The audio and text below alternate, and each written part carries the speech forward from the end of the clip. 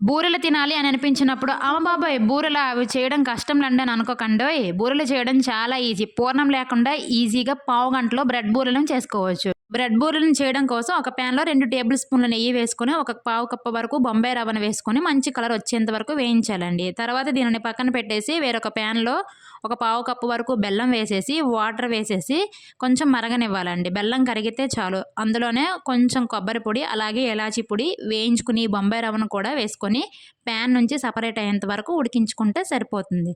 తరువాత బ్రెడ్ యొక్క అంచులను కట్ చేసి జస్ట్ వాటర్‌లో ముంచి అలా తీసేసి వాటర్ మొత్తం పిండేసి ఆయిల్ రాసుకొని బాల్స్‌ని చేసేసి ఆ బాల్‌ని అందులో పెట్టేసి ఇలా సీల్ చేసుకుంటే సరిపోతుంది.